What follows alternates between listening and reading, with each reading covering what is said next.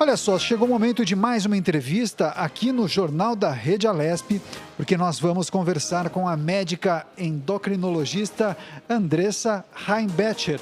Não sei se eu pronunciei corretamente, ela vai nos corrigir se eu não falei corretamente.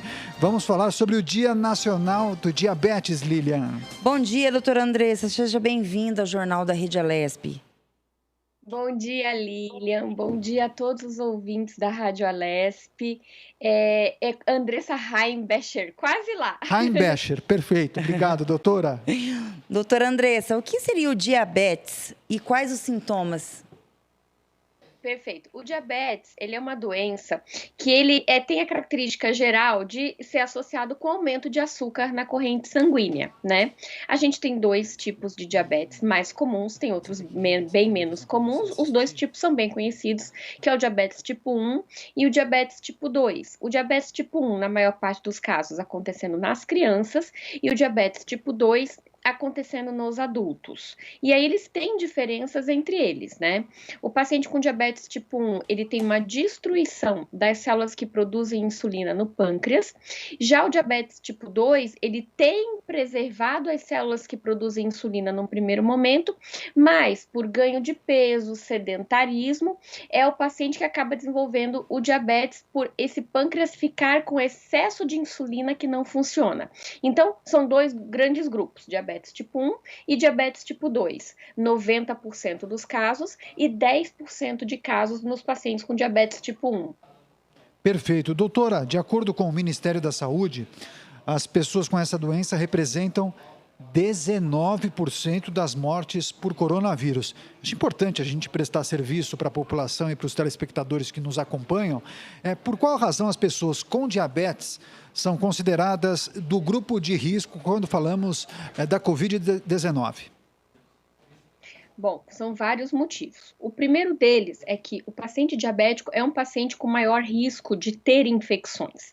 Para vocês terem uma ideia, eu sempre gosto de comentar isso. O paciente diabético, ele tem que ser vacinado da vacina da pneumonia, ou a vacina pneumo 13, ou a vacina pneumo 23, a depender da indicação do médico, porque é um paciente que já tem mais infecções, porque o nível de açúcar mais elevado na corrente sanguínea altera a resposta das células de defesa.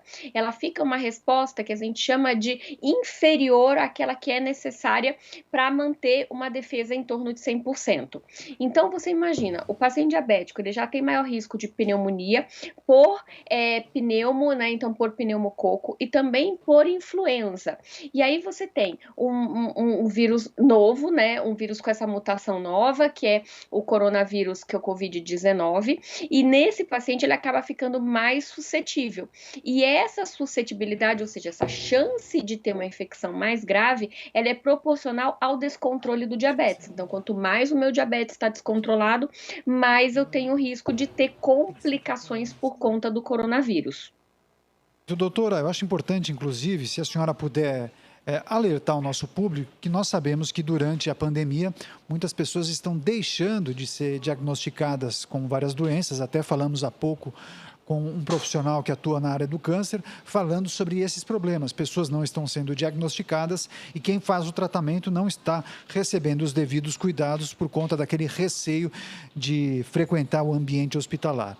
Gostaria que a senhora contasse para a gente quais são as dicas e os alertas para as pessoas que não foram diagnosticadas. O que a pessoa precisa ficar atenta quando falamos de diabetes?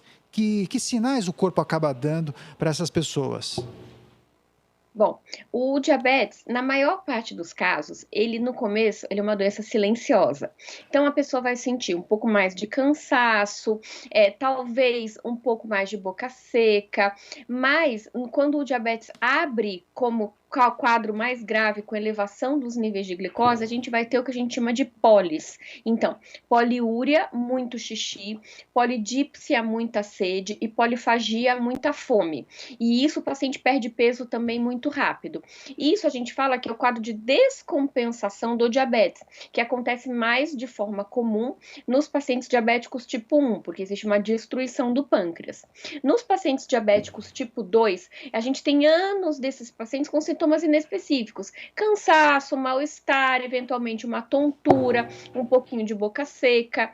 E aí, a partir do momento que esse diabetes ele evolui de forma lenta, de pré-diabetes para diabetes brando, e aí ele vai para uma forma mais descontrolada, aí esse paciente pode apresentar os sintomas mais graves, que são a perda de peso, o excesso de fome, o excesso de sede e o excesso de xixi, que também acontece no quadro do paciente diabetes tipo 1, que é a maior parte dos diagnósticos de diabetes tipo 1 mais graves são feitos dessa forma. Diabetes tipo 2, a gente acaba fazendo o diagnóstico com exame de sangue comum. A gente pega uma elevação, essa elevação, a gente usa um exame que se chama hemoglobina glicada. Então, é uma dica para quem está aqui nos assistindo: se você tem esse exame de sangue em casa, bate o olho. Se a hemoglobina glicada tiver maior que 6,5%, 6,5%, e isso a gente já considera pelas sociedades internacionais diagnóstico de diabetes. Então, se por algum acaso você tem esse exame em casa realizado, recente, e esse exame tiver maior ou igual a 6,5, procure o seu médico, porque é possível que você esteja com diagnóstico de diabetes. Doutora, o diabetes ele é hereditário? Sim, o diabetes, eu costumo falar que ele tem uma perninha hereditária, sim. O diabetes a gente considera hoje em dia uma doença multifatorial. Então, é como se a gente pegasse vários fatores de risco. Um deles é o fator de risco genético. A gente tem que ter uma genética propícia. Mas não adianta só ter a genética. Os hábitos de vida, isso a gente está falando principalmente, gente, do diabetes tipo 2. Então, hábitos de vida, excesso de calorias, ganho de peso, sedentarismo, genética, tudo isso em conjunto vai fazer com que o paciente desenvolva o diabetes tipo 2. No paciente diabetes tipo 1, a gente tem o quadro genético e a gente tem uma exposição a algum vírus, alguma bactéria que vai fazer o sistema imunológico do paciente atacar o pâncreas dele. E aí, com isso, eu vou ter uma destruição das células produtoras de insulina. Então, para resumir, para ficar fácil, a gente sempre tem um fundo genético, mas existem outros fatores que vão fazer com que o diabetes apareça. Perfeito. Doutora, uma vez diagnosticado, quais são os cuidados que a pessoa com diabetes deve tomar em casa durante a pandemia? Vários cuidados. Eu tenho uma lista que eu gosto de passar. Então, vamos lá. Primeira coisa, os pacientes idosos diabéticos, eles estão em grupo de risco com relação ao Covid, e eles são um grupo de risco maior, né? O que ele precisa fazer? Medir o diabetes algumas vezes mais ao dia, usar o aparelhinho, se ele usa insulina, se ele aplica insulina, ele usa o aparelhinho, faz as medições, e ele vai ter que manter esse diabetes o mais bem controlado possível.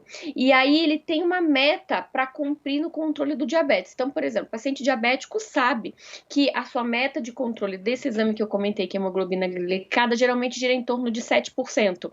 Então, se ele tiver com hemoglobina glicada de 10%, ele está descontrolado.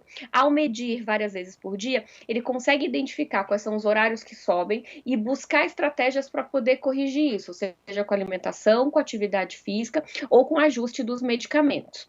Outra coisa, se você está muito tempo sem fazer os exames, mesmo estando em época de pandemia, converse com o seu médico, porque a gente pode, hoje em dia, tem vários laboratórios fazendo coletas domiciliares e a gente precisa ter um parâmetro de como está o controle do diabetes.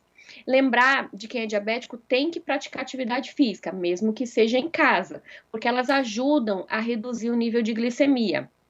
E outra questão, se o paciente diabético é um diabético tipo 2 e controla e tem esse diabetes piorado por conta do ganho de peso, ele precisa urgentemente controlar o peso, porque obesidade, excesso de peso e diabetes são dois fatores muito grandes que pioram a evolução nessa questão da pandemia do Covid-19. Doutora, vamos falar um pouquinho de telemedicina, né? Que hoje, principalmente por causa do isolamento social, ela tem crescido muito, né? E devido a isso, a telemedicina hoje, ela tem ajudado os diagnosticados com a doença a realizar consultas de rotina? Como que está a adesão referente à telemedicina às pessoas? Olha, sabe que as consultas de retina, eu trabalhei bastante tempo no SUS aqui em São Paulo, a gente fazia já há um certo tempo, que era essa questão de tinha um técnico e ele tirava foto da nossa retina e aí era enviado para um médico numa central, ele fazia o laudo e ele voltava para a gente. Isso já era regulamentado até um certo tempo. Essa relação das consultas de retina acaba sendo facilitando, porque muitas vezes o paciente diabético, ele não consegue se deslocar para um lugar em que tenha um oftalmologista especializado. Então a gente acaba facilitando. E aí, caso se tivesse alguma alteração, ele ia para uma consulta presencial com o oftalmologista. Funcionava super bem. E graças a toda essa nossa mobilização médica, hoje a gente tem autorizado pelo Ministério da Saúde que a gente também realize as consultas online, que foi um grande salto para que a gente pudesse garantir orientação para esses pacientes. E hoje a gente, inclusive, consegue mandar a prescrição dos pacientes por via digital, através do QR Code com a nossa assinatura eletrônica. Então, se por um lado o COVID ele é um grande transtorno para todos nós, ele também abriu uma porta de uma solução rápida, fácil e com a competência do médico, fazendo com que esse paciente tenha um acompanhamento, apesar da distância, um acompanhamento correto, né? Perfeito. E hoje, quer concluir, Não, Liliana? pode. Hoje, dia 26 de junho, Dia Nacional do Diabetes, doutora. Que mensagem é importante deixar para o público que nos acompanha em relação a essa doença? Essa Gente, síndrome, é né? assim, diabetes mata e mata muito. Diabetes hoje em dia mata mais do que, por exemplo, AIDS. Mata quase o equivalente a outras doenças infecciosas somadas, menos com o Covid. E diabetes ele gera preocupações, complicações que acabam fazendo com que os pacientes também morram de forma precoce, infartam mais cedo, podem desenvolver cegueira por acometimento da retina, podem perder o funcionamento do rim e começar a fazer diálise. Diabetes é a causa mais comum de amputação não traumática hoje no Brasil, por conta do desenvolvimento de infecções por úlceras de perna. Então, o que eu sempre peço quando eu tenho oportunidade é valorizem e cuidem o diabetes. Cuidem para prevenir, para não desenvolver diabetes. E se você é diabético, se cuide muito. Pratique atividade física, cuide da sua dieta, siga as medicações, aplique insulina se caso seja essa a sua indicação, para que você evite as suas complicações. Diabetes é uma doença silenciosa, mas com as complicações muito terríveis que a gente quer que os pacientes evitem. Doutora, uma criança, a partir de que idade o diabetes uma criança também pode ser diagnosticada? Até recém-nascido, Lilian. Até recém-nascido? Que loucura. Até recém-nascido. A gente tem pacientes com casos bem graves e bem raros de pacientes recém-nascidos já diagnosticados com diabetes, que é a forma do diabetes tipo 1 com a destruição do pâncreas. Então, a gente tem o diabetes, pode acometer qualquer idade, desde o recém-nascido até o paciente bastante idoso. A gente tem aí uma faixa etária muito ampla acometida, quase toda a vida da pessoa ele tem risco de desenvolver diabetes. O mais comum hoje é o diabetes tipo 2, que conta por 90% dos casos, né? Mas o diabetes tipo 1 também pode acontecer, principalmente na infância e na adolescente, mas também ele pode acontecer esporadicamente em outras faixas etárias. Doutora, o quanto, na avaliação da senhora, o poder público pode ajudar nesse enfrentamento? Existem demandas mais emergenciais, inclusive com alteração da legislação, para ajudar nesse processo? Mais informação, divulgação de informações nas embalagens, enfim. Conta para a gente se a senhora entende que é necessário alterar alguma legislação para tratar desse caso. Bom, uma coisa que eu sempre coloco é a iniciativa chilena, que ela foi muito interessante, que foi a colocação dos rótulos de forma clara sobre os alimentos que são ricos em açúcar, ricos em gordura e ricos em calorias. Quem quiser jogar na internet, coloca assim, rótulos de alimentos no Chile. E a gente conseguiu observar, através dessa experiência chilena, que houve uma redução da escolha desses alimentos de alto valor calórico, alto valor de de sódio, alto valor de gordura e alto valor de açúcar, justamente por estar escrito nas embalagens. Então, uma das coisas que é mais interessante a gente falar é que a gente combate diabetes, principalmente diabetes tipo 2, que é um diabetes que conta com sedentarismo, com alimentação ruim e com esse fundo genético, a gente combate esse diabetes com informação dada à população. Então, a gente precisa, eu sei que a palavra é batida, mas a gente precisa empoderar a nossa população do entendimento que comer mal, ele vai levar ao maior risco de desenvolvimento de diversas doenças, como problemas cardíacos, hipertensão e o próprio diabetes, que a atividade física é essencial para fazer o controle da saúde, 150 minutos por semana. E o poder público, ele pode dar voz a essas iniciativas de manutenção da saúde saudável. Eu acho que várias iniciativas são bem-vindas, como, por exemplo, a colocação dos aparelhos de academia em parques públicos, né? A gente ter essa questão da rotulagem dos alimentos e também a gente ter uma ampliação da cobertura do sistema de saúde, do SUS, para os quadros, para esses pacientes serem diagnosticados de forma mais precoce e acompanhados de forma mais intensiva. Para cada diabético que você controla, você evita que ele infarta lá na frente. Então, veja em termos de gasto público, um paciente diabético que faz atividade física, que faz uma dieta, é um infartado que você evita lá na frente. Olha em termos de custo, quanto custa um infartado para o nosso sistema e quanto custa você orientar uma pessoa a ela ter saúde, né? Então, aqui vale muito mais a pena, não é verdade?